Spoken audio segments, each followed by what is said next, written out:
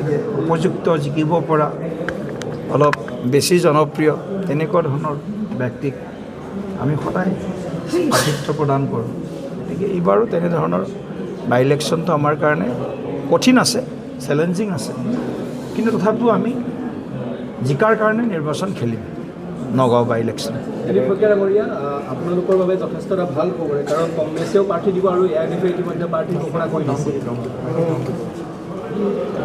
এতিয়া কোনে প্ৰাৰ্থী দিয়ে সেইটো তেওঁলোকৰ নিজৰ দলৰ কথা, কিন্তু বিজেপি দলে মই ক'লোৱে যে আমি জিকিবৰ কাৰণে ইলেকশ্যন খেলিম। যদিও কঠিন নগাঁও লোকসভাৰ উপ নিৰ্বাচন আমাৰ সন্মুখত এটা চেলেঞ্জ থাকিব, কিন্তু ৰাইজৰ হৈ যিহেতু আমি আমাৰ চৰকাৰখনে কাম কৰিছোঁ, গতিকে ৰাইজে নিশ্চয় এইবাৰ এটা নগাঁও লোকসভা আমি বহুবাৰ তাত জিকিছোঁ, কিন্তু ডিলিমিটেশ্যনৰ পিছত তাৰ যিহেতু জনগাঁথনিৰ সলনি হৈছে, ভোটাৰ পেটাৰ্ণ চেঞ্জ হৈছে, তথাপিও এইবাৰ নগাঁওবাসী ৰাইজে নিশ্চয় ভাৰতীয় জনতা পাৰ্টীৰ চৰকাৰ যিহেতু ৰাজ্যত প্ৰতিষ্ঠা হ'ল, কেন্দ্ৰতো আছে, গতিকে উন্নয়নৰ স্বাৰ্থত নিশ্চয় এইবাৰ নগাঁও লোকসভাৰ বাকী ৰাইজে এইবাৰ ভাৰতীয় জনতা পাৰ্টীক বা প্ৰাৰ্থীক আমাৰ তেখেতসকলে নিৰ্বাচিত কৰাত নিশ্চয় সমৰ্থন আৰু সহযোগ কৰিব।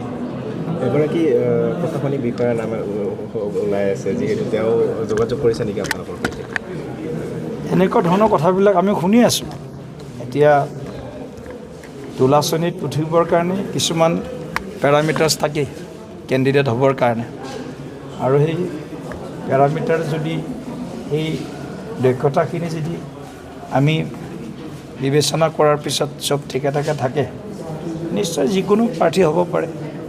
গতিকে ইয়াততো আমি কাৰো নাম লিখি থোৱা নাই যে অমুকে হ'ব বুলি।